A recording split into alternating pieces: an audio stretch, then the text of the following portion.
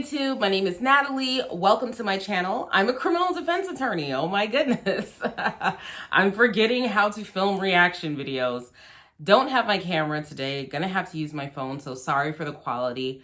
But let's hop right into this. This one is called How Two Rookie Cops Cost Their Town $325,000. I've never seen this video before. You know that's how I usually like to react to things. Oh, and this was uploaded by Audit the Audit, so all credit goes to Audit the Audit. Okay, let's go.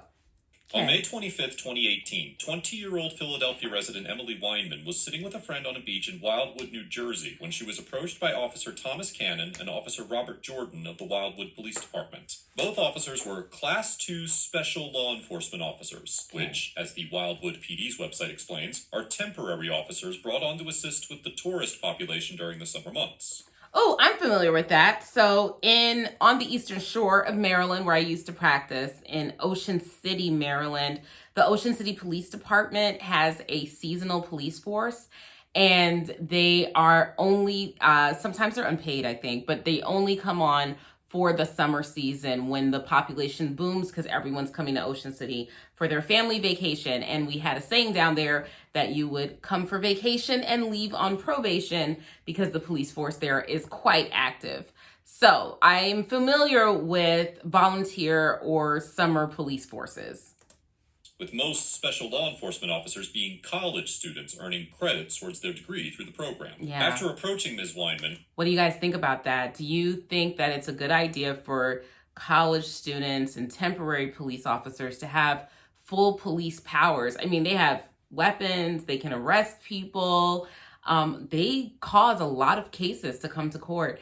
What do you guys think about that? You know, some people think it's fine. Obviously, you can't keep a full-time population of police force for a vacation town, but it's interesting that they're not like retired officers. They are basically untrained for the most part. Like, this is their first experience with being law enforcement, and they're in charge of like this rowdy population of summer revelers.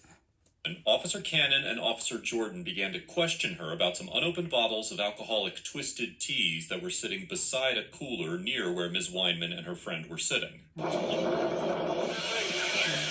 So your parents? My aunt. Oh, your aunt? Where's your aunt at? On her way. So she's coming back? Cool. Do me a favor. Take a deep breath and blow into that, alright?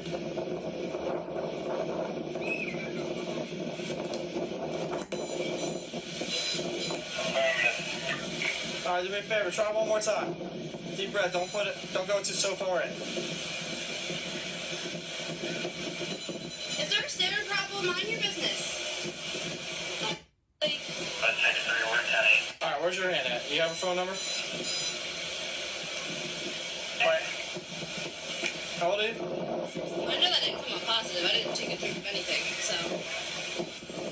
Alright, yo guys, even if it's your aunt, she is of age. Okay. Yeah, how old is she? Like 40?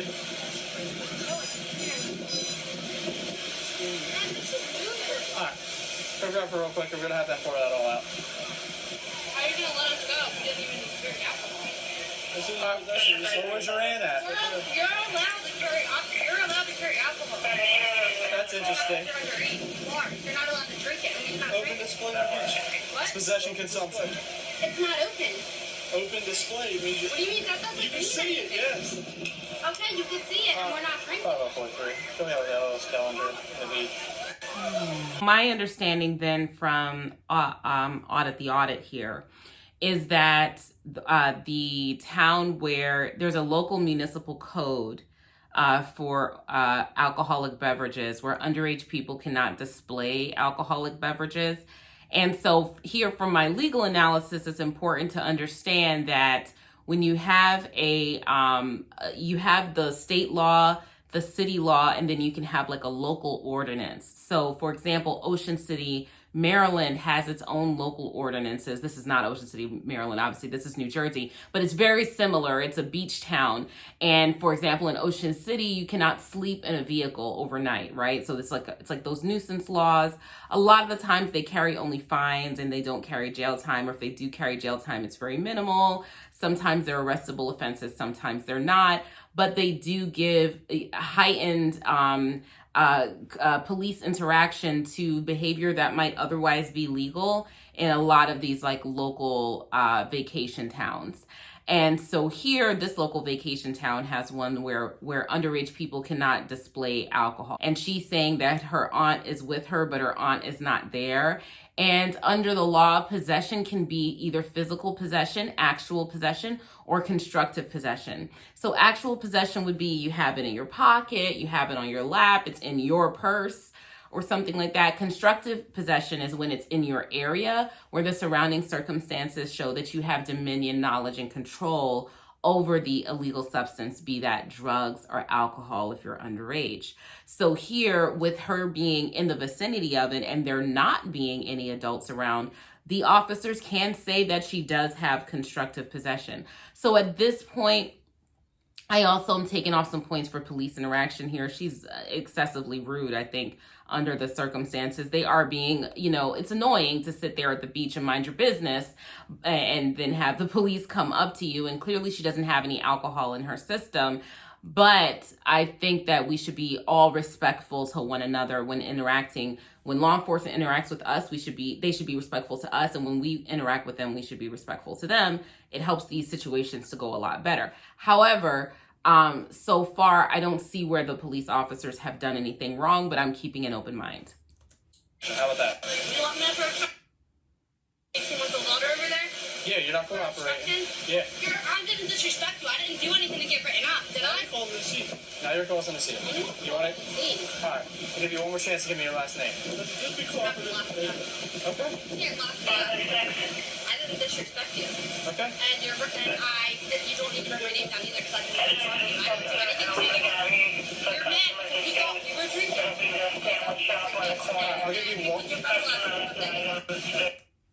Mike, okay, so here's the thing. I believe that they have probable cause to cite her, right? And you do have the right to remain silent. And in order for an officer to interact with you, he has to have reasonable articulable suspicion that criminal activity is afoot. Yes, even a local ordinance would fall under that RAS analysis. And so in order for him the reasonable articulable suspicion comes from her appearance of potentially being underage, and then the presence of under the age of 21, and then the presence of the alcohol with no one else that appears to be over 21 on the scene.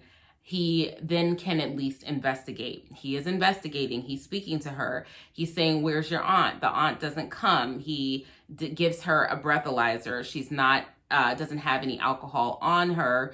So then now he can cite her, even though she's not drinking alcohol, under their ordinance, which I, don't even necessarily agree with, right? Because you can step away from your 20-year-old niece and really be, at the pizzeria up the street, and you've just got some drinks, with you, and you're not doing anything with them, and now your niece is being cited. So is it necessarily fair? No, but that's the law. That's what they have the ability to enforce, right?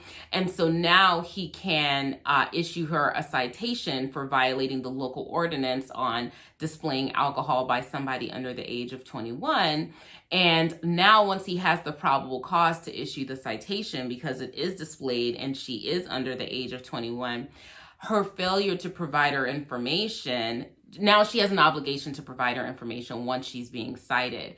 If you don't provide your information, and we've seen this with the sovereign citizens, you can be arrested in order for the officer to take you down to the station and place you under arrest and find out who you really are in order to charge you with the offense. So you can take a citation and turn it from a citation into an arrest.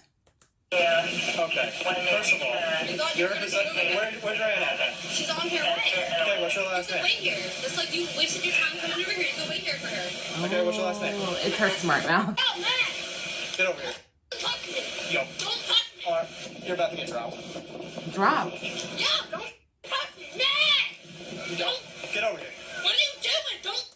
I just feel like this entire interaction, first of all, this is like a failure on her part to act appropriately with the law enforcement officer because she's not taking him seriously. He's probably the same age that she is, right?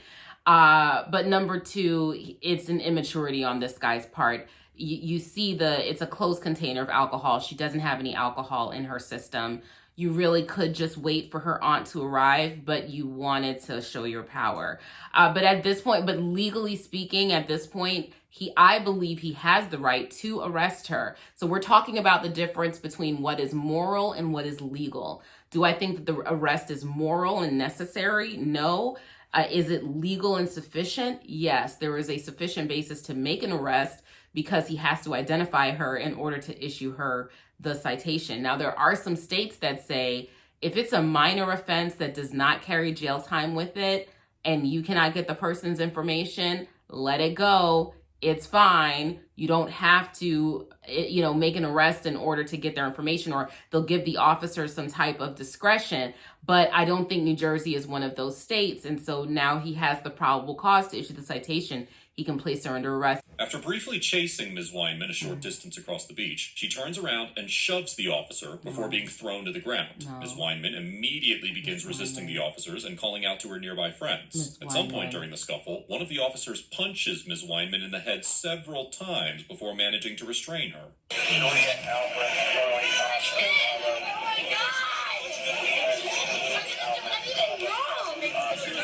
I wasn't drinking anything. Just smell it. Shut me off. I can't believe you did that. Get off of me.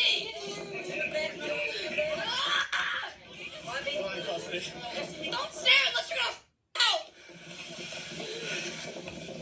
No one's going to help you. Like, that's a thing people like. It's like, why didn't anyone intervene? Law enforcement officers have guns.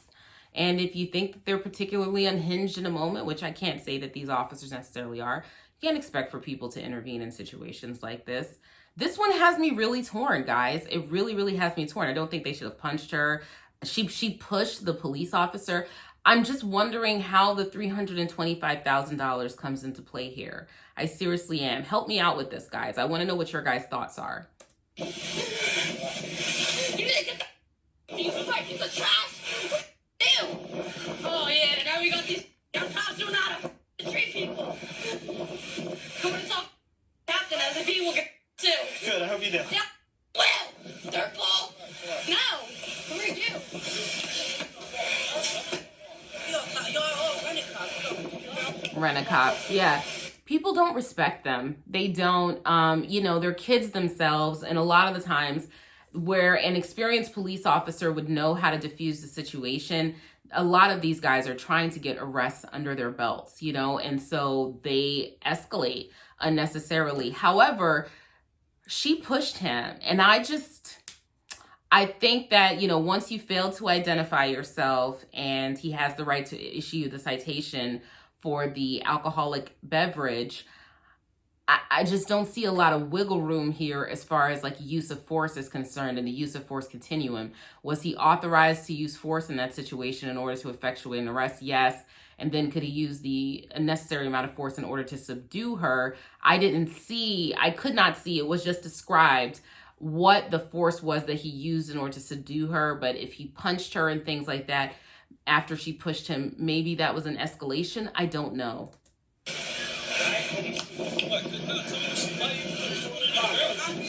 Listen to me.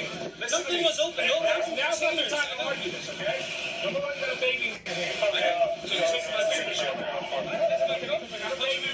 Worry about her, not your girlfriend. You can get that straightened out later. Ms. Weinman's boyfriend criticizes the officers for their decision to punch Ms. Weinman during the confrontation. Yeah. It is undisputed that officers are entitled to use reasonable force to execute an arrest or detention. As the Supreme Court explained in the 1989 case of Graham versus Connor, quote, "Our Fourth Amendment jurisprudence has long it is possible that the decision could go either way." How old is she? You just punched her in her face, though. Yeah, well, she tried kicking us, so that's it. Yeah. So that's it. I don't know. I would like to have seen the interaction. I go Right here. Yeah, it's fine. I go to stop her for LO, for underage drinking. She says she's 20. She had twisted teeth. She wouldn't give me her last name. So I said, hey, if you're not going to give me your information, you're going to be locked up. She tried walking away from me. When she tried walking away from me, I tried grabbing her. She tried kicking at us, so we slammed her on the ground. She kicked him. And then I hit her a couple times, and then I put her in cuffs, locked her up. Ms. Weinman was placed under arrest and transported to the Wildwood Police Station. She was charged with disorderly conduct, resisting arrest, and obstruction, all of which are disorderly persons offenses and not crimes. A bystander on the beach had filmed part of the confrontation and shared the video on social media, leading to an international outcry about the officer's conduct. After the footage went viral, Ms. Weinman was charged with several criminal offenses, including 2 counts of aggravated assault, throwing bodily fluids in the 3rd degree, resisting arrest in the 3rd degree, and hindering apprehension in the 4th degree. The fact that they escalated the charges against her once it hit national news is something that I have experienced in cases of mine where there's a negative police interaction, there's a resisting, and then some third party films, and then law enforcement doubles down, or the state's attorney doubles down, and they up the charges even more. And what that does, it doesn't necessarily mean that they'd be ever able to prove it, but what they believe is that it's going to make the person plead to something probably far less serious than what they're charged with in order to justify the use of force. See, they must have done something right because look, the person's pleading guilty. Meanwhile, the person's pleading guilty because they've got these terrifying charges against them where they're actually now facing jail time. However, Ms. Weinman eventually pled guilty to a single charge of disorderly conduct, which is a petty and in November of 2020, the city agreed to pay a $325,000 settlement. Overall, the Wildwood Special Law Enforcement Officers get an F. Because although the officers likely had reasonable suspicion to investigate Ms. Weinman, they baselessly threatened to arrest her for obstruction, failed to employ any measure of de-escalation, and used a disproportionate degree of force to subdue Ms. Weinman. Okay, so I think that I could, I have some differing opinions, I guess, but I think that's a reasonable conclusion to come to.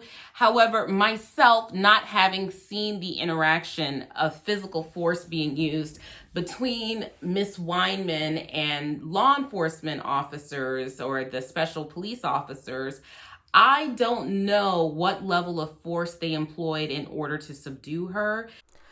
So I went and I found the actual video of the physical interaction between her and law enforcement. Warning, this is quite disturbing and graphic, so it goes on for the next minute. You can skip over it if you don't want to see it, but it actually did change some of my calculations, so you can watch it here.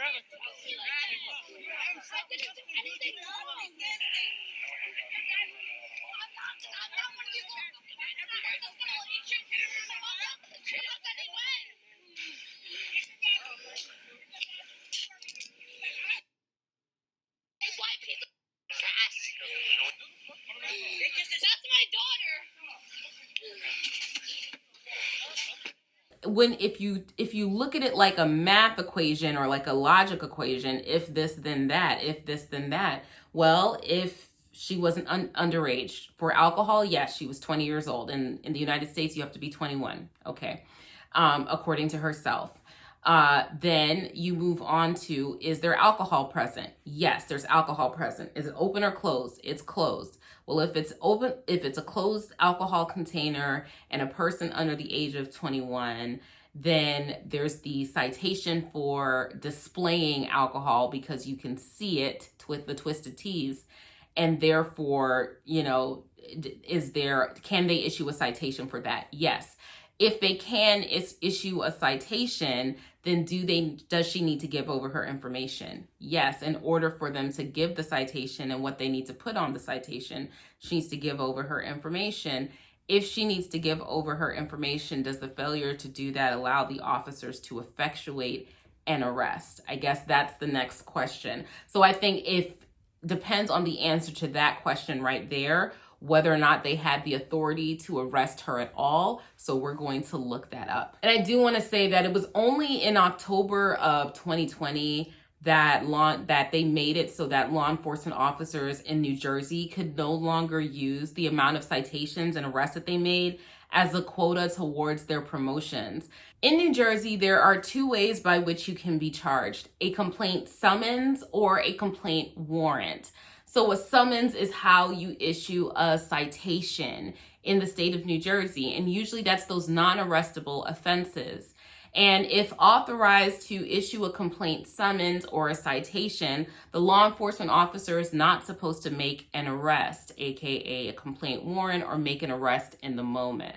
However, they are authorized to make an arrest under Rule 3.3, summons or warrant upon complaint, for the rules governing the courts of the state of New Jersey.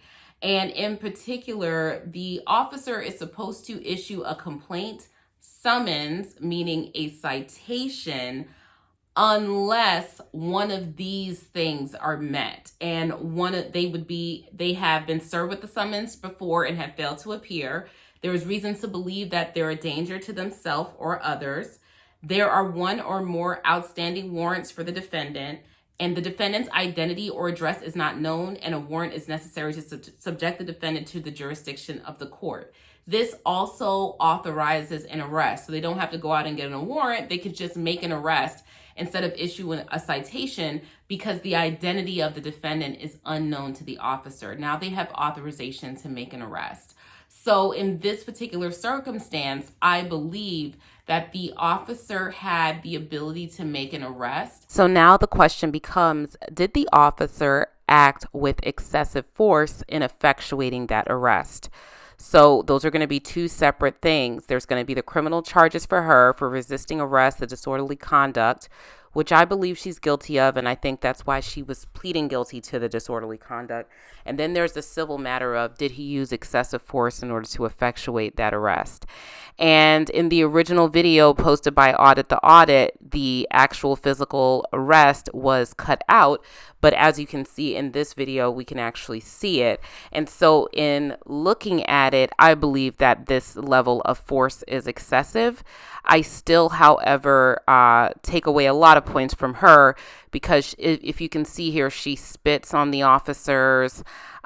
She does kick, things like that, but I just don't think it was necessary for them to punch her. Yes, see, she spit on him right there. I don't think it was necessary for them to punch her in the head. I think that that was retaliatory because they were angry at her, and there were certain points in time where he had his arm compressed against her windpipe, and she was saying that she couldn't breathe, and I just don't think it's worth the risk of potentially seriously injuring her just to effectuate an arrest for a disorderly conduct. However, I still believe that the arrest itself was justified. I just think the way in which they effectuated it was excessive. I do think that she was resisting arrest, but I think they could have just picked her up and put her in the car. I don't think it was necessary for them to strike her in the head multiple times. Had the case actually gone to a jury trial, though, on the civil matter of excessive force, there is a possibility that she could have lost because I think reasonable minds can definitely disagree. Let me know what you guys think in the comments section down below. I would love to hear from you. I think this is a very nuanced case, and I will talk to you later. Bye.